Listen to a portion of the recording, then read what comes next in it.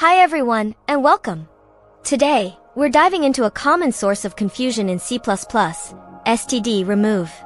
Many developers expect std remove to instantly shrink their container and get rid of unwanted elements, but it often doesn't behave as expected. Let's clear up this misunderstanding. The core issue is that std remove is an algorithm, not a container member function.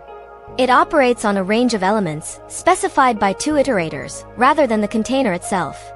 When you call std remove with a specific value to eliminate, it doesn't actually delete anything from your container. Instead, it rearranges the elements. It moves all the elements you want to keep to the beginning of the range. The elements you wanted to remove are effectively pushed to the end of the range. The crucial part is that std remove returns an iterator. This iterator points to the new logical end of the valid data in your range. Everything from this iterator up to the original end, iterator of your container is now considered removed or irrelevant. However, the container's actual size remains unchanged. The removed elements are still physically present in the container, just past that new logical end iterator. This design might seem strange at first, but there's a good reason for it. As a generic algorithm, std remove cannot know the specifics of your container.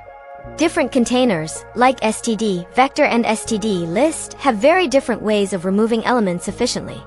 Astd vector might need to shift many elements, while astd list would update pointers.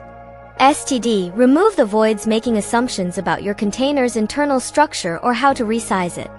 It provides a highly efficient way to consolidate the elements you want to keep without incurring the cost of repeated deletions or reallocations during the rearrangement phase.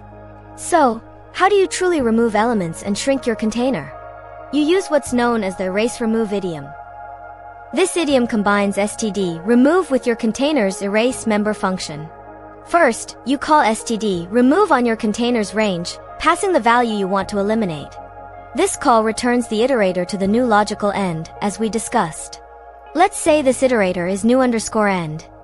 Then, you call your container's erase method, passing it two iterators, new_end as the beginning of the range to erase, and container.end as the end of the range to erase.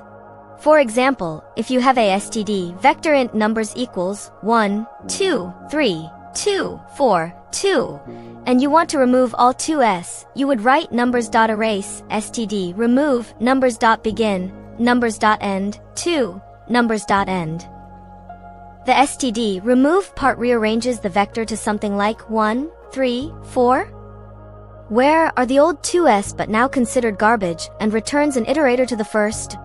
Then, numbers.erase takes the iterator and the original numbers.end, and actually removes those elements, shrinking the vector to 1, 3, 4. This two-step process is the correct and idiomatic way to remove elements from a C++ container. Remember, std remove rearranges, and container.erase actually removes and resizes. Thank you for watching. I hope this explanation has cleared up the common confusion surrounding std remove and the erase remove idiom.